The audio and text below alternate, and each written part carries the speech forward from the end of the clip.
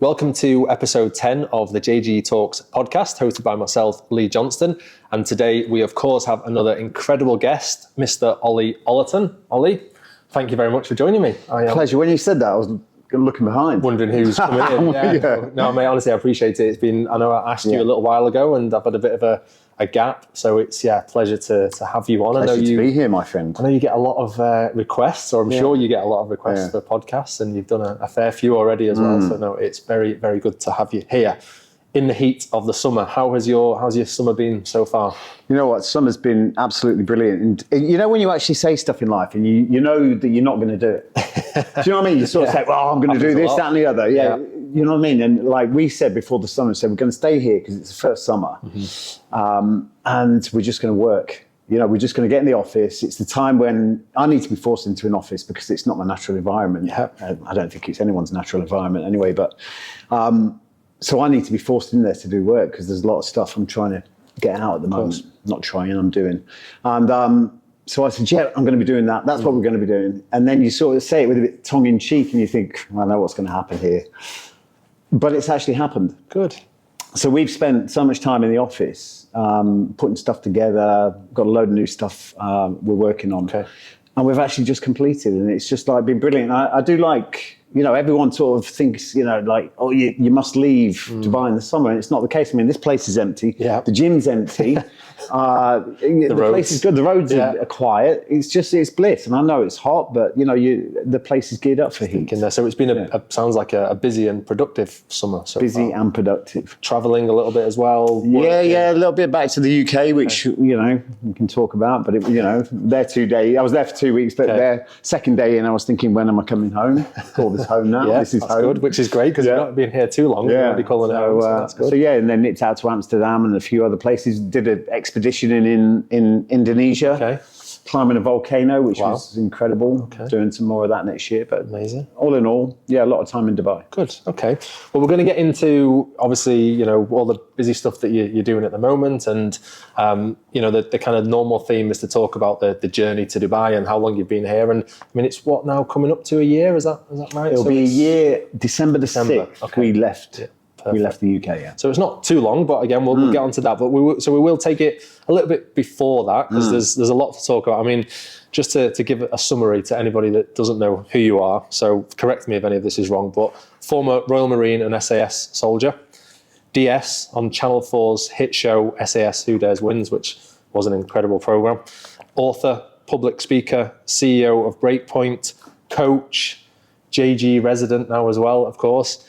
And I do believe from a podcast that I listened to that you were once attacked by a chimp, which is how long we got. That was the first memory of my life on this planet when I was 10 years old when I got attacked by a chimp, which would become you know, something I'm still unraveling now, and I've done a lot of work around. So it was something that really did change my life.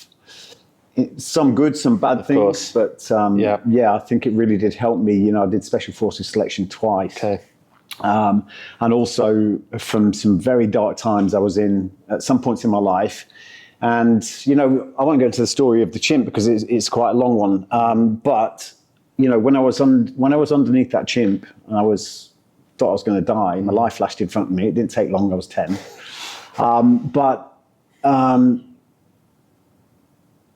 I went to a different place that day. I went to somewhere I'd never been before, and I found this inner potential, this amazing inner potential. It was that inner potential that gave me enough courage to retaliate. And if it wasn't for that courage, I wouldn't be here today, which my ex-wife would be elated about. But the chain was there, and you know, and I plucked up the courage to retaliate, and it was that then it was tapping into that inner potential that every single person on this planet has got. That got me through Special Forces selection twice, and then also on the brink of some very dark times when I was considering not being here. You know, I thought it'd be a lot easier, but it was that tapping into that, knowing there's more. You've got more in the tank. You know, and I've always maintained that, and it's been an asset. Yeah, I was going to say, it sounds like there's probably a theme maybe that will unravel through the conversation as well in terms of, you know, going through something like that and coming out the other end, and then everything else that you've gone through, and you've touched on it briefly.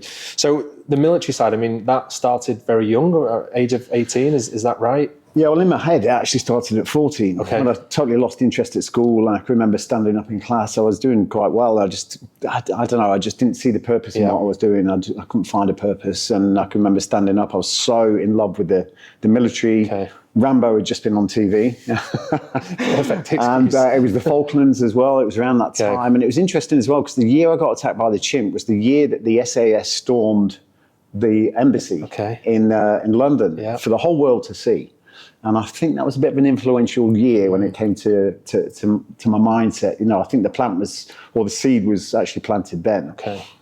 And then it wasn't until I was like 18, I actually managed to, I got joined the Royal Marines, because I thought that was the hardest fighting force there was in the UK. Little did I know where I was going to go on to.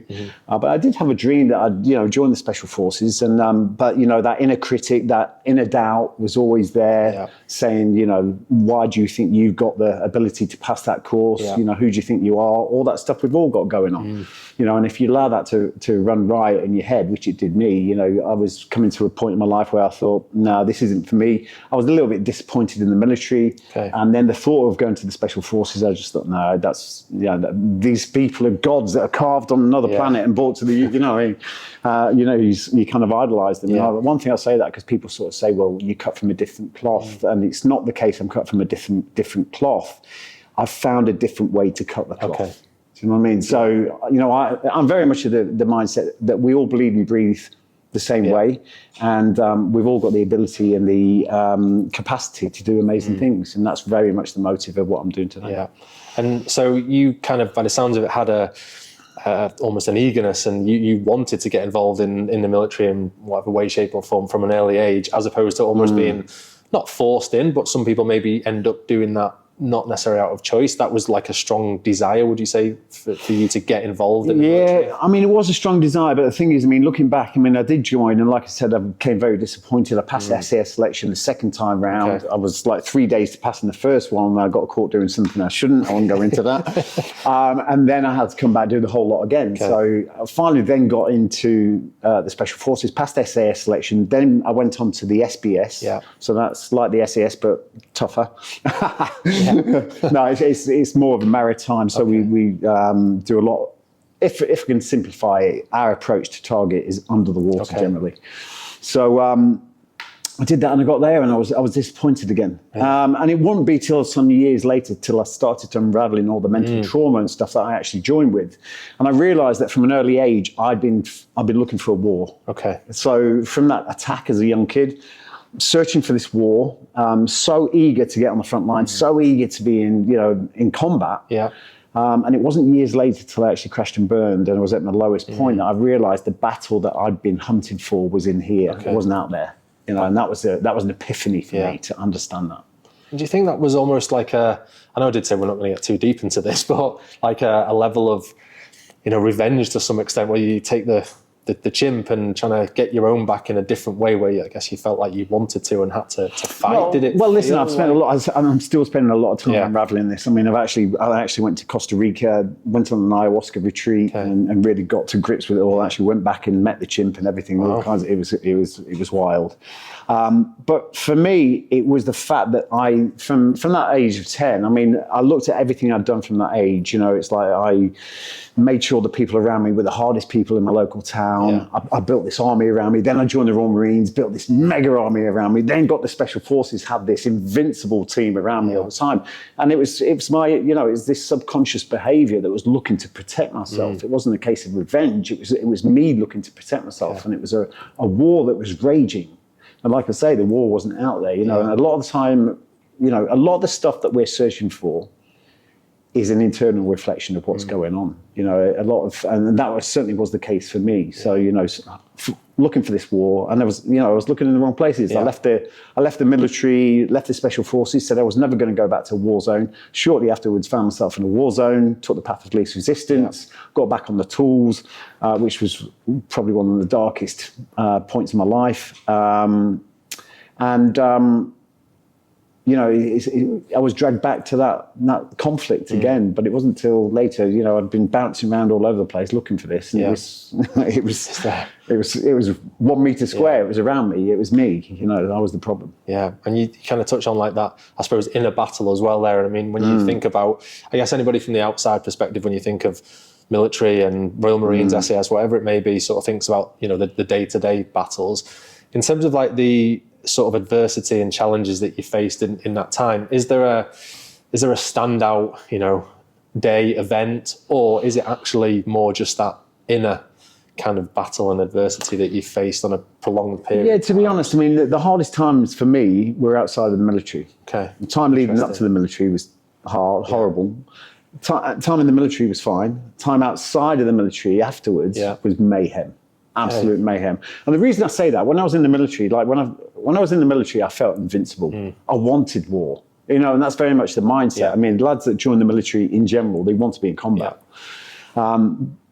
And myself, once you were there, you could taste it in your spit. You wanted to be tested. Do you need to have that to be in that position? Absolutely, especially if you're going to go for special forces. Yeah. I mean, you need to have that hunger, and I think that's a young man's sort of vocation. It's certainly not the way I'm wired these days. You'd be pleased to know, but it's very much that case that you are just gagging for that to be tested, but you feel like you've got a team around you that the level of training that you've been through, and everyone around you has been through that actual selection process that hardly anyone passes. Yeah. And the caliber of person, it's like you honestly feel invincible. Yeah. And it's, that's obviously why they train you that way. And the downside to that is the fact that they train you to be in comfort in chaos, and there's no off switch when you leave. Yeah. And for some people it's okay. They've got, they can go into whatever, if they've got a plan and everything else. But,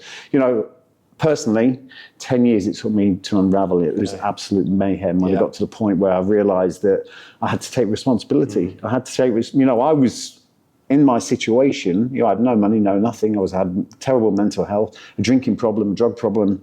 And, it's in that moment where I said, stop blaming the outside world. Stop blaming the chimp. Stop blaming your ex-wife. Stop blaming the military. Stop blaming the things you've been through. Stop blaming your environment. You're not a victim of any of those things. I'm here because of my choices, and I can do something about it. So it's a level of taking responsibility for that. Because if you don't take responsibility, you've always got someone else to blame. It's never your fault. You're never going to adjust.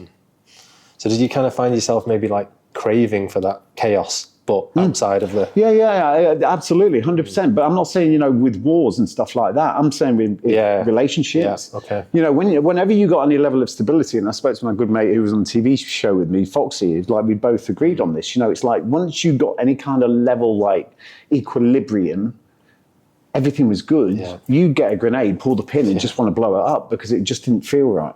Because really, when we were in the special forces, we were working when it went bad. Yeah.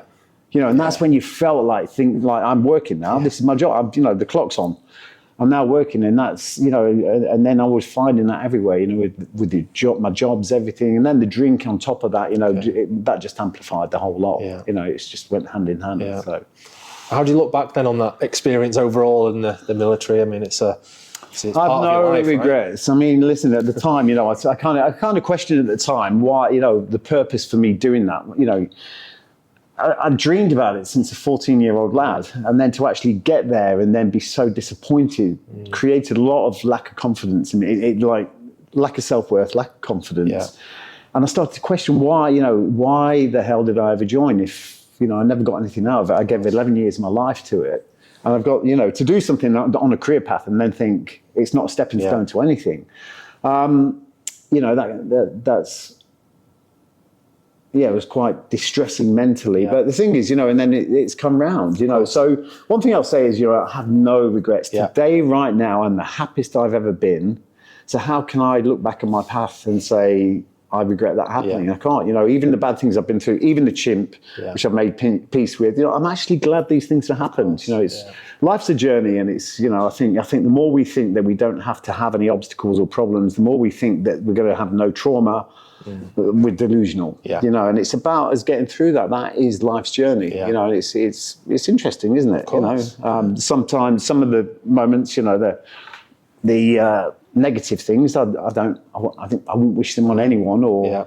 And in the moment, I don't want to be there. But it's the building blocks for who I am today, and I'm using that now to help as many people as possible. Yeah. So. Yeah, no, it's fascinating, and as you said there, it's part of the journey. And I guess the next step, to some extent, after that, SAS Who Dares Wins.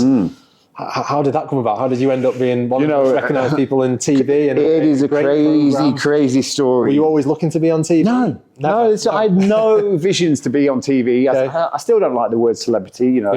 It's something I've never been comfortable with. But it was a crazy thing, and people probably think I'm crazy when I say this. But I went into a house when I came back from bouncing all over the world, going to war zones and everything. I realised I had to fix myself. I realised I wanted to start this business called Breakpoint. Breakpoint is a globally identified brand recognised for the positive growth and development of others. Now, for me to do that job, then I had to make sure I had the most solid foundation underneath me, and I wasn't faking perfection like the majority of people on Egogram. And at the end of the... You like that? That's a good one, isn't it? So broken people break people. I needed to make sure that I was not that person. Yeah. And so I had this vision, and luckily for me, my brother was a helicopter pilot. I said, I'm coming home to the UK. He said, I'm not. I'm leaving for Brunei. I've got a job with Shell. Wow. But the plus point of that was the fact that there was a spare house for me to go and live in. And I got to that house and I went, right, the drinking was something I recognised that I was aware of, but I was battling with it at that stage. And I went to this house and I said, right, I am going into this mental boot camp. I disappeared for 3 months. I had no idea it was going to be 3 months. When I say disappeared, I still went out, saw my family now and then, but I was concentrated every single day on doing 3 practices, or 3 sort of pillars, if you want to call it that. Mind, body and nutrition. I switched off the TV, didn't buy a newspaper, still haven't actually. And I was the most important project there was. I still am to this day. But the thing is, I knew, or I discovered, that we can change. Instead of thinking that we're set in stone and, we are a leopard never changes its spots and all this stuff, instead of thinking that, I realized there's this thing called neuroplasticity, and we can actually change and be the architect of our future. Yeah. So I was prepared to give it a go because I had no money, no nothing, and I was forced into a corner. And every day I went into goal setting, I started visualizing, I started meditation, all this stuff. And believe me, I looked at myself and thought, Foxy says it well, he says, you know what, the old Ollie would have kicked the arse out of the new Ollie, which I agree with. But the thing is, like I say, I had nowhere else to go. And it was like doing this practice every single day. Now, this is where it gets a bit freaky, right? Because I came up with this model in my head of this thing called Breakpoint, which was my business, or business dream. And it was about creating a mini version of Special Forces selection. Yeah. So we could get the average person and we could put them through this process, all the emotional, the physical, everything, all the interrogation, the whole lot. So we could really get under the skin of who they pretend to be to the outside world, so they could really connect with themselves. Yeah.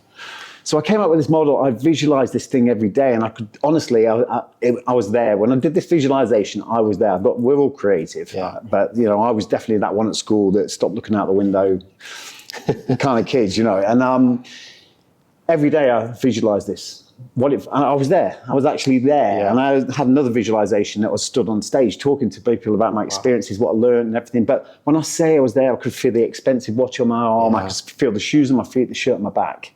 I put myself there.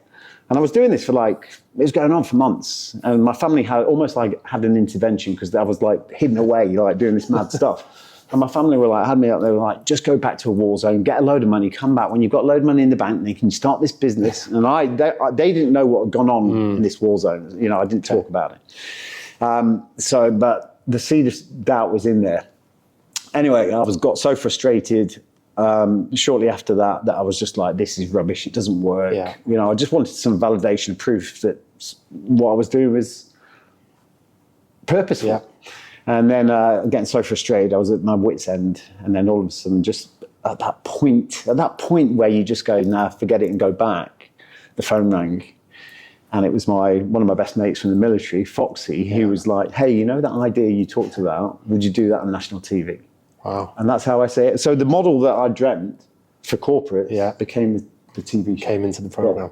But the two weren't aligned at any point. I was just like thinking, and I was like, honestly, the hairs on the back of my neck stood up, and I was like, oh my God. Because you'd spent so much time visualizing so that's why I phone rings. Yeah, exactly. Wow. So anyone that says to me, visualization, having a dream and make it so real that it actually comes to you, doesn't work, then keep doing what you're doing, because the negativity, a lot of people think negative and then wonder why their life is just the same every single year in, year out. Yeah. So that really is was the framework for what I do all the time now. It's about having a goal, having that visual perspective of the outcome, not the journey.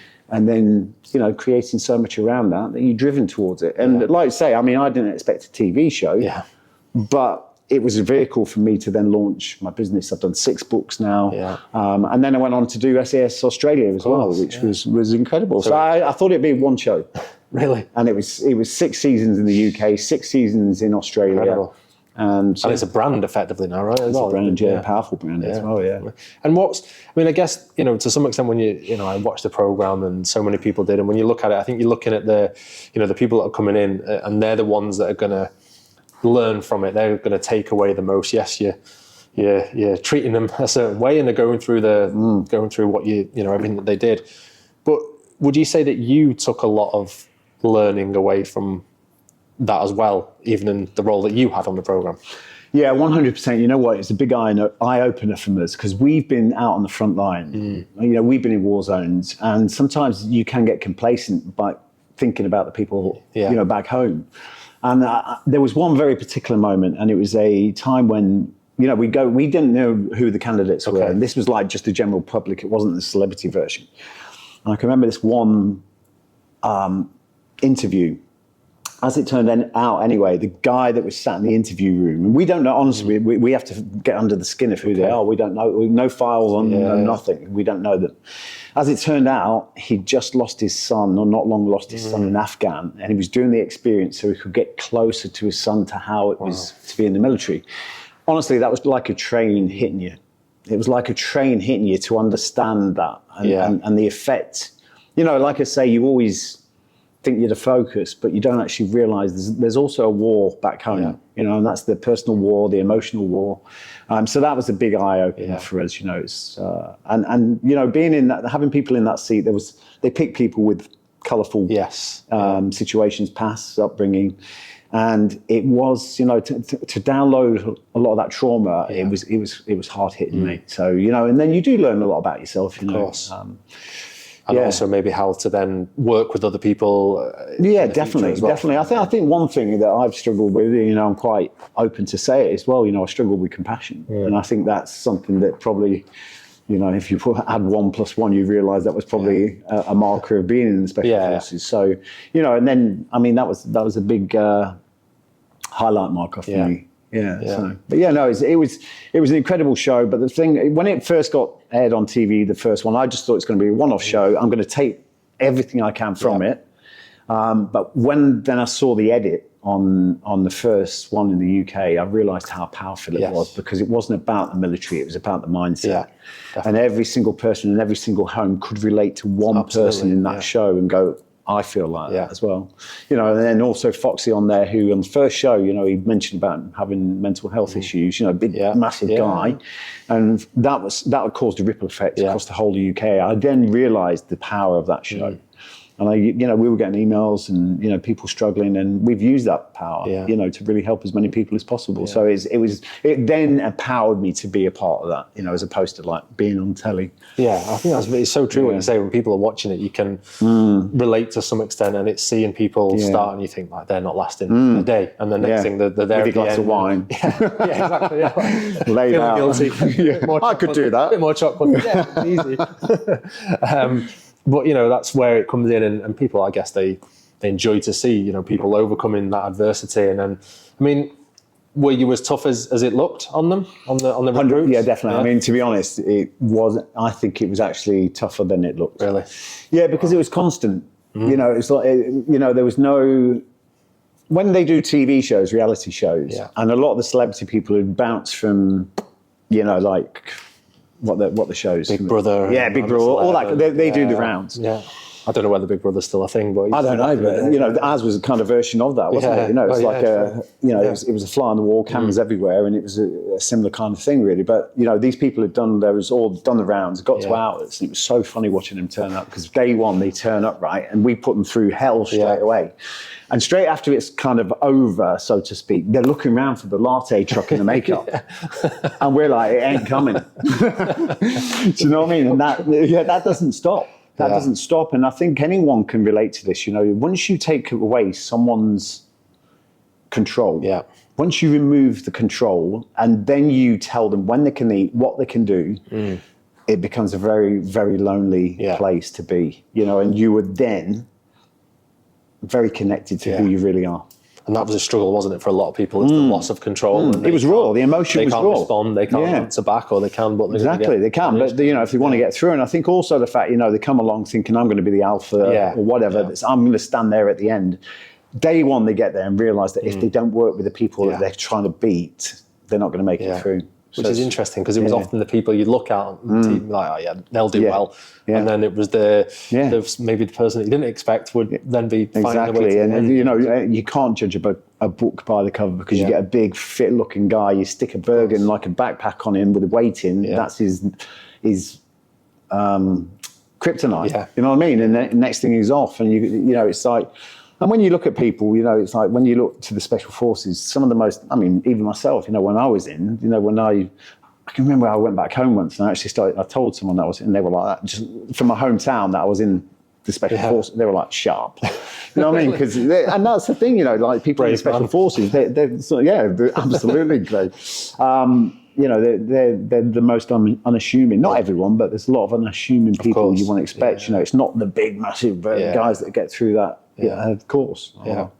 So a positive experience with SAS Who Dares Wins then started to propel you to what came next.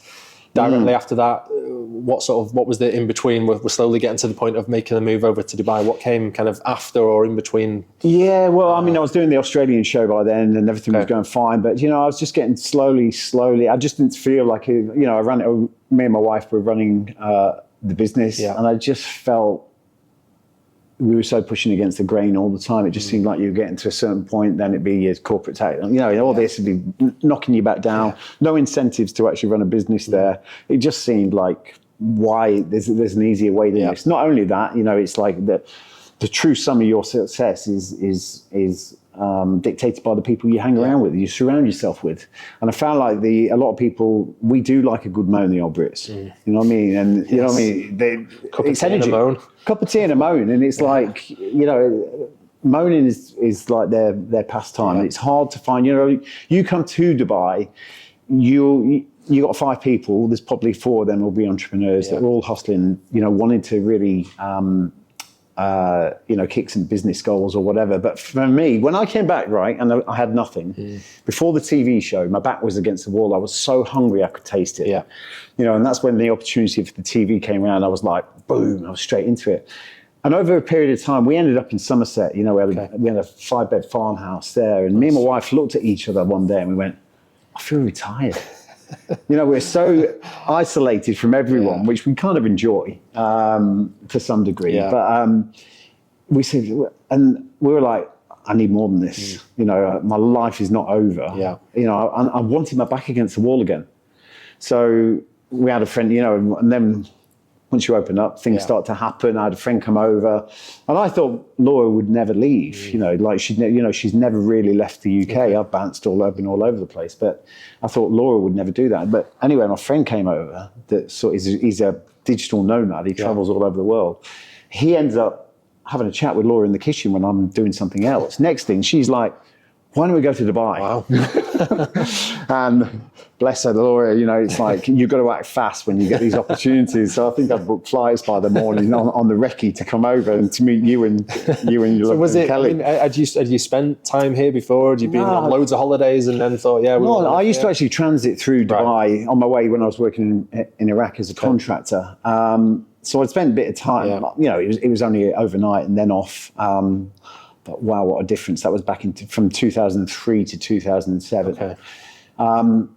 And then, the start of the year, I've got a business partner down here that I did some business with in the UK, and he was like, you need to come to Dubai. So I'd come over to visit him, talk about stuff we could do, this, that, and the other, and then that just progressed, and it just happened. Yeah. And it was amazing for us because we wanted that pressure again. We wanted the challenge, and it's been that. It has been that. I'm not going to say it's been like seamless, because it's not been, because a big part of my business in the UK was doing lots of corporate talks, motivational talks, work with companies, corporate work and everything else. I knew that door was going to close, but it was making me lazy. Do you know what I mean? So I really, like I said, my business is my goal, my mission is global coverage. I'm never going to achieve that.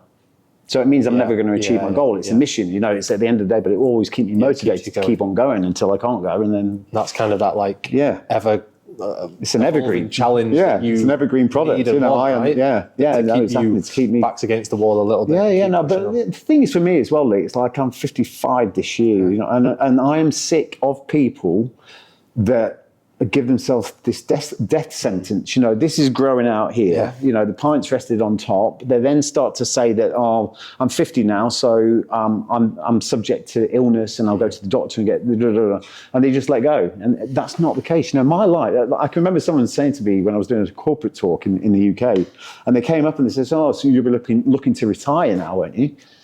I was like, it nearly knocked me off my feet, because I was like, I've only just found what I really love doing. You know what I mean? So this coming here is like your back's against the wall. There's a lot of opportunities. It's non-stop, and it's great. I love that. So Jumeirah Golf Estates. It's funny because I actually remember, I don't know whether you'll remember this, but when we first met, and you did a bit of a tour around JG, we met for the first time here, right? And we're sat in the clubhouse now, and we met in Bota, and I still don't know whether it's Botta or Bota. You're the second person now on the show that said Bota, and I say Botta. So, okay. And then you went to a couple other places, and I remember. I don't know whether you finished the whole journey, did you? Before you were like, I want to live in JGE. I think you kind of made up your mind. Was it that instant, the decision from being here and seeing the community? For me, like, I'm still having these we still say the same now. I couldn't leave here. It'd have to be pretty damn good for me to leave here, because, us coming from a rural countryside setting in Somerset, to have, the biggest thing for us was like, we were staying down in the marina, originally on my friend's boat. Every time we came here, and that hum, that constant hum, that noise, and then, let's go down the beach for a bit of fresh air on a Friday, and it's just absolutely screaming. Especially from where you were in the UK.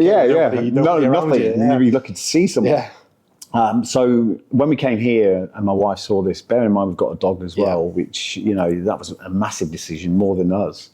To come here and to look out the back of our house and see green, trees, green, and I just know that's never going to get built on. That for me is just like, you can't, I find it, I've not seen nowhere else we looked at came close to that. And just, I just love being here, the clubhouse and everything. It's not just a house, you've got the clubhouse. And, I bought the golf buggy before I bought the furniture. That was the first thing, right? So you need a TV, do you? No, absolutely. You don't need furniture. You don't. I'm just sleep on drive the golf buggy in the house and eat your dinner after. It's just everything for us, and that's kind of shininess has not disappeared since we got here. So we looked, I can remember coming here and I saw that the place you're in now, and I can remember because, when it comes from conception, it goes from idea, like I'm speaking from my wife's perspective, it's an idea, we'll go across to Dubai, we'll do the recce, Kelly's got this place for us to look at, we'll just go and have a look. And like I saw that and I was straight on the phone, I want to put the offer down. By the afternoon, my wife is on the beach having anxiety attacks, thinking it's gone from here to be extremely visceral. It becomes real. Now it becomes real. We were doing it. Doing it, and that was a bit of a hard crunch for my wife because she'd not left the UK before, and there was family and stuff like that. But you have to make these decisions. Of course. And, I think really. You can get sucked into the whole look after the parents and everything else. But I think we made the decision that let's go now because. In 5 years, we might have to go back. So now's the time to do it. Of course. And you've not looked back. By the sounds of it, you settled in well, and I mean, as you said as well, it's not been easy as such, and it isn't the case. I think a lot there's a perception that you just come to Dubai and because you're here and you've got a visa, that's it, you've made it, and success falls naturally on your lap. What's been probably the biggest challenge, would you say, so far about making the move and living biggest here? challenge about coming here is like reinventing who I am. Okay. You know, and I've not really gotten to any kind of exposure in Dubai yet, but you know, it's pushed me into a corner massively, which is what I asked for. I wanted that, and you know, a massive part of my business was taken away with the talks and everything else, which I've not attempted to re-establish back here, but. You know, I've got to keep on going back to that mission statement about how I want to change as many lives as possible. Yeah. The way to do that is through online courses and creating that content and doing the stuff around that. So that's what I've been doing all summer, creating those online courses. They're being sold all over the world now. And if I had the odd talk dribbling in and this, that, and the other, that wouldn't happen. Yeah. That wouldn't happen. So the biggest challenge is the reinvention. And then we've still got challenges. Yeah. You know, it's still happening. We're constantly being challenged. But again, that's what I want. That keeps me alive. It keeps me thriving. And we've got loads of stuff going on, but there is no but, actually. And have you felt there, we kind of touched on it, you know, the vibe of Dubai, and I agree with what you say about the difference between here and the UK. You're sitting with 5 people and 4 of them are on a mission here, right? Yeah. Have you kind of felt the good vibes, the positive vibes on the back of that as well since the move, and that's helping you with your mission yourself? Yeah, definitely. I mean, you know, like I'm surrounded like my business partner who's done extremely well for himself. So he's creating new businesses and everything here, and just being surrounded by that wealth, you know, it just makes you aspire to want to do more. And I think this is the thing when it comes to mental health, right? I feel that there's a lot of challenges, especially when it comes to men as well, you know, because you imagine back in the day, you know, you didn't have a choice but to be a man. Of course. Right? Yeah. You know, you didn't say, I'm not going to have a day off today. I'm not being a man today. You do have that choice these days. Do you know what I mean? Because we're not challenged. You know, the family's very much separated. You know, the wife's out working and this, that, and the other. And we kind of lost that sense of drive and purpose. And I find now, like coming here, is I've found that resurgence of energy for that. You know, to really, really kick some goals and create that space for other people as well that are missing that. You know, one thing I'll say, and I've gone off on a bit of a tangent here, but you know, it's like, I think men have got to start looking at themselves thinking, you know, when their kids look at them, do they see a credit card? Or do they see the hero that they're, you know, the majority of kids are looking at on TV? And, you know, it's like, for men, I think it's really important for them to always be looking for something bigger. Yeah. And actually, not just men, for people in general, it's, you know, this to me is the answer to mental health issues. Always be striving for something bigger, because the operating system wants to feel like it's having progress or it's going through progress. Yeah. Well, it's a great question that you raised there in terms of, you know, parents and fathers, and when you think about that, it makes you think. Well, I mean, unfortunately, it's the way that, you know, it's the way that society's going. It's like, you know, and you know that my biggest inspiration, right, is my wife. My biggest inspiration is William, my stepson, because if they saw me saying I'm going to do stuff and not do it, and that's the easiest people to let down, right? Yeah. But for me, I'm like, I can't let them see that. Yeah. You know, I've got to stand by my word when it comes to those two. And that's my inspiration, not posting on Instagram or something like that. And it's sort of almost like a self-fulfilling prophecy, because coming here, you know, like it's been a long time since I've worked out as much, you know, this drive for fitness. It's the same with my wife, and it's the same with William now as well, you know, because we've got the facilities and everything here. Yeah. It's brilliant. So we all kind of, like, if I'm not feeling up for it, and then my wife's saying, well, I'm going to the gym. I'm like, well, I'm going to the gym as well. You know, and then 5 minutes from where you live. Exactly. There's no excuse. There's no excuse. Well, it's only it's only an excuse, isn't it? And then you got William doing the same. You know, William's out, like he's constantly at the gym and doing stuff, and that creates such a positive energy. Course, you know, and it's but that also probably comes from, you know, maybe where you don't give yourself as much credit, or is from seeing you doing what you're doing as well, and that's having the full circle it's creating a circuit of energy. Exactly. Yeah. But one thing I'll say about, you know, I'm doing so much here. You know, I had all these toys and everything back in the UK that, I'll do this, you know, kayaks, motorbikes, motocross. I've got this big monster truck that I've actually managed to get out here now, which is great. And I never managed to use them all in the UK, because it was weather, it was access to getting these things to places. It was always an epic journey to go somewhere. I am like on the dunes on a motocross. I'm like using the kayaks, not at the moment, but using the kayaks. I'm out on my bike. I was out Al Qudra this morning. I'm just doing it so much, and I love the outdoors. You know, I think we used to or should be spending around about 2%. The 2% indoors. We're now spending something like 85, 90%, or something like some crazy amount of time indoors.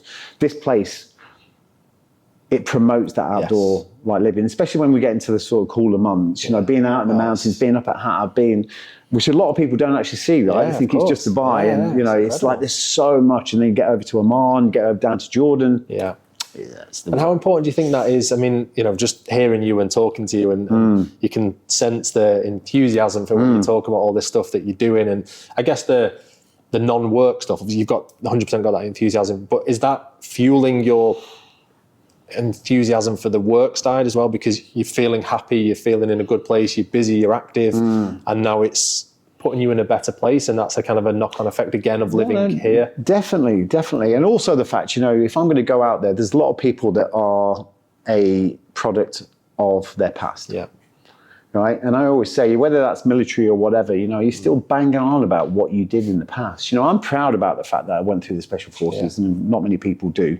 I'm very proud of that. But it's there, of course, and I'm heading that way. So, you know, and anyone that's been in the military still banging about something that happened 20, 30 years ago or whatever. What are you doing now? Do you know what I mean? So for me, anyway, is the fact that I can't sit here telling people to be motivated, telling people they need to get out, do more, connect with themselves and everything else, and I'm not doing it. You know, authenticity is the most powerful frequency we've got. Absolutely. And for me to not be authentic and be faking perfection, that is just that. So, you know, and like you can see, everyone I talk to about what I do, they can feel that energy, they can feel that passion. 100%. You know, and when I get on stage, they feel that as well. So, well, that brings it's almost like we planned that, because that's a perfect link to what are you doing now? I mean, you've touched on some of it, the coaching and the speaking. What's the day-to-day now? What's the main focus? That all the busy work that you've been doing in the summer? Where are you? Well, we've got all that banked now. You know, got all the courses banked and some amazing online courses for people to really start to make that change and start to, you know, be the best version of who they want to be. But once I've got that done now, you know, we've got another exciting platform coming out, which is all about health, fitness, which should be coming out in Jan. I'm doing my expeditions now. So we've got 3 events next year. The Climate Mountain Journey, Indonesia. We've got like an SAS-styled jungle survival thing with a Special Forces shooting package at the end. And a few other things, motorbikes and all kinds of stuff. And it's, you know, there's a massive upturn in that market these days. People want that real human experience. You know, you can understand as well, people live in a box, drive to work in a box, work in a box all day. We need that. We need that. So, you know, certainly for me as well, I need it, and I get a lot from it, you know, to actually run those expeditions. I just came back from Indonesia, and it was incredible. So we're doing that. I want to establish myself more in Dubai, start working with companies, start doing more wellness, retreats and events. And then who knows, you know, being in Dubai is also great because, you know, I'm being called out to places I wouldn't have been called out to. I went to Bangkok not long ago. I got called out to Athens, you know, and have that positioning of being here. It's a gateway to the world. Of course, So just more of the same, and just, you know, at the end of the day, I am the most important project there is, and to focus on myself and be the best person I can be, I am then the best asset I can be to my family and my wife and everyone else that I work with. It allows you to be the best and help everyone else. And are you working mainly with individuals? Are you working mainly with groups, companies? A mixture of everything, really. So, I mean, there's a corporate side to what we do, which I've always worked on the corporate side. We're more focused on the corporate stuff in the UK. Since we've come here, our online courses, it's about people, right? It doesn't matter whether it's, you know, we're not there to teach someone to be an accountant or, you know, we haven't got the education to do that. But, you know, it's about creating people to understand being the best version of them, you know, getting to the root structure of how we're wired as a person and getting the best from that. You know, there's no separation between your work life and your home life. If you're miserable at home, you're miserable at work and vice versa. So it's creating that balance, getting people to start living a longer, happier, healthier life. Yeah. You know, so you know, that's the mission, and whether that's public and teams or corporates or whatever, it doesn't make any difference. So we're multifaceted. Yeah, amazing. I mean, you can really, like, genuinely, you can sense the purpose and, you know, the willingness and the excitement and enthusiasm and all that stuff. Like, it is infectious, to be fair. So I'm sure, you know, anybody there'll be loads and loads of people reaching out to you now after this podcast. There better be, otherwise. No pressure. Otherwise, you're buying the coffee next time. Of course. In terms of, I mean, for people that want to reach out to you to have a chat, do they get in touch on Instagram, LinkedIn? They visit the website? What's the best direction for someone to take? Honestly, the best way is through Instagram. Yeah. You know, message on Instagram or LinkedIn. Yeah. You know, you can find me anywhere, to be quite honest. Yeah. It's not hard to find Ollie Ollerton these days. You can put me in Google, whatever it is. But or the website, you know, we've got my own personal website. We're having all those done at the moment, but it's ollieollerton.com. Okay. Or the website is break-point.com as well. So break-point.com is more the courses, it's the academy, but then the Ollie Ollerton one is about my books, my media work, my expeditions. So pretty much. But we'll put the links in the notes as well to this, or a coffee. And we're going to see you on an expedition. Well, I mean, before long. Yes, that's on there now. I'll see Kelly. I'll clear it with her. Yeah. But you know, I know you're visible as well in JG and in the cafe. That's your place that we bump into each other again in the gym. So anybody might want to bump in and have a chat. And that's the thing as well. There's a lot of people. I get a lot of messages on Instagram and social media saying, "Oh, I saw you, but I didn't want to come up because you're with your family." I'm like, scared of you. Just come and say hello. Scared of you. It's that TV program. Yeah, I know. Right? It is. Yeah. Well, I'm not. They used to call me Corporal Cuddles on the show. But so before I let you go, we've got a little quick fire. Oh, bit of fun. Royal Marines or SAS? Ooh. Well, I say SAS, but they're two different things. Well, we'll go with SAS. Oh, hold on a second. But you need to say Royal Marines or SBS. Okay, of course, because that was the harder one as well, right? Okay, yeah, the SBS. So I was SBS. Or SBS or SAS then? SBS. There you go. Every day. Perfect. Run or bike? Right. You know what? I love running, but I seem to be better on the bike. And you're doing both though, right? Yeah. I'm doing a triathlon soon, so I've got no choice. Cold plunge or hot jacuzzi? Cold plunge. Cold. Yeah. All the way. Stuff at home, yeah. Yeah. I remember that was especially in this heat. Feature. Yeah. Makes it easy. Gym or swim? Gym. Okay. Coaching online or face-to-face? For me, or? You can answer it both ways, as in you being the coach and then you being the online. Coachee. Okay. Yeah, because I can get to more people. Yeah. I can have more of an effect. And same if it was the other way around, if you were being coached? Face-to-face. Okay. I mean, I do face-to-face, I do online, but, you know, if I want to have a bigger coverage online, but I do enjoy seeing the transformation for people coaching-wise. Yeah. Individually. Okay. Take it to JG now. Botter or crafty? Oh, am I getting in trouble? Botter, whatever you want to call it. Botter. Okay. That's a hard one. If it's Sunday though, it's crafty. Well, of course, roast dinner. Yeah. Castori or Basola? Castori. Yeah, it's good, isn't it? They're both good. Yeah. Jumeirah Golf Estates or Dubai Hills?